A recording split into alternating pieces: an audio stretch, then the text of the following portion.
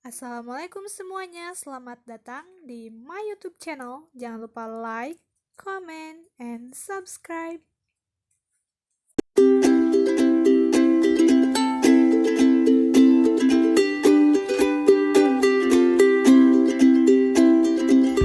Halo semua, Assalamualaikum warahmatullahi wabarakatuh. Perkenalkan, saya Siti Maria, mahasiswi UIN Sunan Gunung Jati Bandung. Di sini saya akan menjelaskan mengenai materi sistem gerak, namun saya mengambil submateri persendian.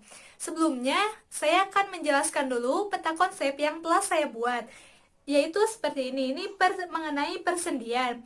Yang pertama akan dibahas, yang pertama mengenai pengertian, kemudian fungsi, yang ketiga jenis, yaitu jenisnya terbagi menjadi 3. Yang pertama ada sinatrosis. Sinatrosis terbagi lagi menjadi 3 jenis, yaitu sinkondrosis, sinfibrosis, dan sinostrosis. Kemudian yang kedua amfitrosis, yaitu terbagi lagi menjadi 2, simfisis dan sindesmoisis.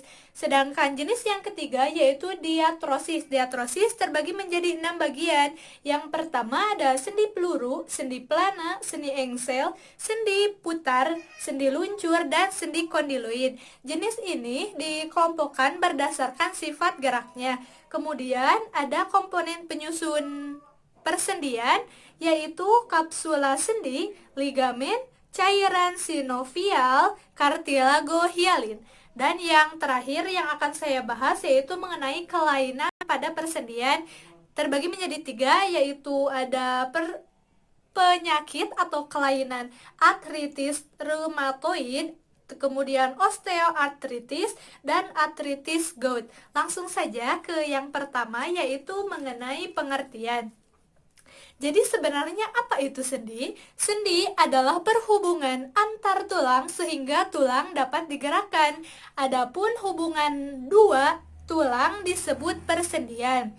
Hubungan antar tulang ini ada yang dapat digerakkan dan ada pula yang tidak dapat digerakkan atau tidak dapat mengakibatkan gerak. Kemudian, apa fungsi sendi? Fungsi sendi yang utama yaitu memberikan fleksibilitas pada badan kita. Kemudian sebagai pergerakan pada tempatnya, juga sebagai poros anggota gerak. Nah, tadi dibahas mengenai fleksibilitas. Fleksibilitas adalah kemampuan berbagai macam sendi untuk bergerak melalui luas gerak sendi. Kemudian ada poros anggota gerak, yaitu memungkinkan terjadinya gerak rotasi pada poros, namun gerakannya terbatas. Kemudian selanjutnya saya akan membahas mengenai komponen penyusun sendi. Komponen penyusun sendi terbagi menjadi 4. Yang pertama ada ligamen, kedua kapsula sendi, yang ketiga kartilago hialin, dan yang keempat cairan sinovial. Kemudian untuk ligamen, yaitu jaringan berbentuk pita yang tersusun dari serabut-serabut liat yang mengikat tulang satu dengan tulang yang lain, yaitu seperti ini ya, posisinya di sini. Sedangkan untuk kapsula sendi sendiri yaitu serabut yang melapisi sendi. Serabut yang melapisi, jadi berada pada bagian luar ini. Kemudian untuk kartilago hialin, yaitu jaringan tulang rawan yang menutupi kedua ujung tulang. Ini berfungsi untuk menjaga tulang dari benturan, yaitu yang kedua ini, yang atas dan bawah. Ini merupakan kartilago hialin. Kemudian untuk cairan sinovial, yaitu cairan pelumas yang berada pada kapsula sendi, yaitu yang di dalam ini tuh cairan, di dalamnya cairan. Selanjutnya ada jenis. Jenis yang pertama yaitu sinatrosis. Sinatrosis merupakan hubungan antar tulang yang tidak memungkinkan terjadinya pergerakan, jadi tidak akan ada pergerakan yang terjadi. Sendi jenis ini terbagi menjadi 3. Yang pertama sinkondrosis, kedua sinfibrosis, dan yang ketiga sinotrosis. Untuk sinkondrosis yaitu kedua ujung tulang yang dihubungkan oleh tulang rawan hialin. Kedua ujung tulang yang dihubungkan oleh tulang rawan hialin. Biasanya ini terdapat pada ruas-ruas tulang belakang. Kemudian untuk sinfibrosis yaitu kedua ujung tulang yang dihubungkan oleh serabut ikat atau jaringan ikat. biasanya berada pada tulang tengkorak. Jadi yang ini nih, saat kita usia masih kecil, masih balita, ini tuh terbuka. Untuk memungkinkan terjadinya pertumbuhan dan perkembangan, namun akhirnya mengeras dengan sendirinya. Kemudian untuk jenis yang ketiga yaitu sinotrosis, kedua ujung tulang yang dihubungkan oleh jaringan tulang biasanya berada pada tulang panggul. Untuk selanjutnya ada jenis yang kedua yaitu amfiatrosis. Amfiatrosis yaitu hubungan antar tulang yang dihubungkan oleh jaringan kartilago sehingga memungkinkan terjadinya sedikit pergerakan. Jenis amfiatrosis ini terbagi menjadi dua, yaitu sindesmosis dan simfisis. Sindesmosis yaitu sendi yang dihubungkan oleh jaringan ikat serabut dan ligamen. Biasanya terdapat pada sendi antara tulang betis dan tulang kering, yaitu fibula, kemudian tibula, kemudian ini ligamennya yang berada di sini. Kemudian untuk jenis yang kedua yaitu simfisis, sendi yang dihubungkan oleh jaringan kartilago serabut pipih, biasanya sendi antara tulang belakang dengan tulang kemaluan. Ini ya. Dan untuk yang ketiga, jenis yang ketiga yaitu diatrosis. Diatrosis ini terbagi menjadi 6 bagian, tadi sudah dijelaskan di dalam peta konsep. Untuk yang pertama ada sendi peluru. Sendi peluru memiliki ciri bersumbu 2 atau 3, kemudian dapat digerakkan ke segala arah. Contohnya yaitu pada tulang lengan atas dan tulang belikat. Jadi bisa digerakkan kemana saja, pergerakannya bebas gitu. Dan yang kedua pada gelang bahu dan gelang panggul. Untuk jenis yang kedua yaitu sendi pelana. Sendi pelana memiliki ciri yang pertama bersumbu 2, kemudian dapat digerakkan ke dua arah. Yaitu contohnya pada tulang ibu jari dan antara tulang metakarpal dan karpal. Jika ibu jari berarti cuma bisa digerakkan kalau nggak ke atas ke bawah, kemudian kalau nggak ke pinggir, nggak ke kiri berarti ke kanan. Biasanya seperti orang naik kuda, jadi atas bawah seperti itu.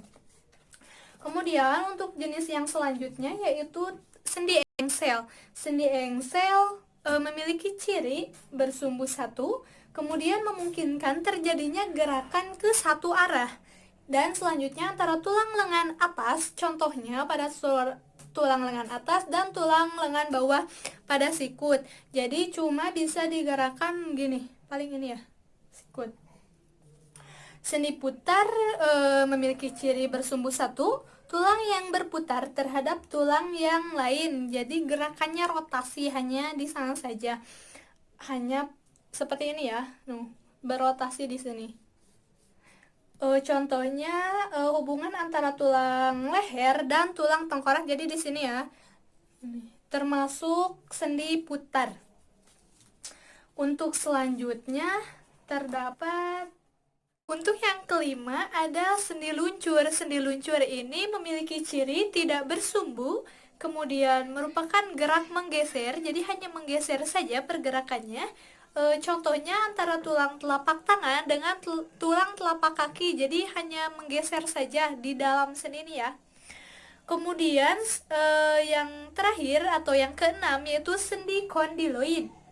Memiliki ciri sendi di antara dua tulang yang permukaannya berbentuk oval. Jadi permukaan ininya oval. Kemudian contohnya pada sendi pada pergelangan tangan. Sudah. Kemudian lanjut ke kelainan pada persendian. Kelainan pada persendian ini saya memilih tiga kelainan. Yang pertama yaitu ada artritis reumatoid, yaitu suatu penyakit jaring jangka panjang atau penyakit kronis yang menyebabkan inflamasi atau peradangan pada jaringan ikat, yaitu efek yang dirasakan gerak sendi menjadi terbatas, jadi tidak sebebas seperti orang-orang yang normal, atau tidak ada kelainan yang menimpa. Penyebabnya biasanya karena kombinasi genetik dari ayah atau ibu, kemudian faktor lingkungan, yang ketiga faktor hormonal, dan yang keempat faktor sistem reproduksi. Kemudian untuk ini ya gambarnya ya. Ini tuh jadi jangka panjang menyebabkan infeksi peradangan pada ikat. Jadi peradangan tuh di sini. Ini kan sendinya, ini merah, terjadinya peradangan. Kemudian untuk jenis yang kedua ada osteoartritis atau bisa disebut juga ausnya jaringan pelindung. Gangguan di mana terjadi perubahan akibat berkurangnya tulang rawan sendi. Jadi penyebabnya itu kadang karena usia penuaan, karena biasanya penyakit ini terjadi pada usia yang berada pada di atas 40 tahun. Yang kedua penyebabnya adalah obesitas dan yang ketiga traumanya persendian. Untuk gambarnya ini sendi yang normal. Sendi yang normal ini cairannya yang berwarna biru. Kemudian untuk yang mengalami kelainan osteoartritis ini yaitu seperti ini. Jadi cairan yang berwarna birunya sedikit. Bandingkan ini yang normal, kemudian ini yang mengalami kelainan atau permasalahan penyakit ini. Untuk jenis yang ketiga yaitu artritis gout. Artritis gout ini terjadi akibat kelainan metabolisme asam nukleat sehingga menyebabkan penumpukan asam urat pada persendian. Biasanya ini sering terjadi pada orang-orang usia lanjut juga. Solusi untuk mengatasi permasalahan atau kelainan ini bisa dengan meminum banyak air mineral, kemudian lakukan olahraga yang rutin. Untuk gambarnya seperti ini. Ini tuh peradangan terjadi pada kaki sebelah sini. Kemudian jika diperbesar, ini tuh kan sendinya meradang, yang ini warna merah. Sendi meradang. Kemudian asam nukleatnya berkembang ini. Jika asam nukleat ini diperbesar, ini gambar jika diperbesar, maka kristal asam nukleat seperti jarum-jarum yang tajam bentuknya itu.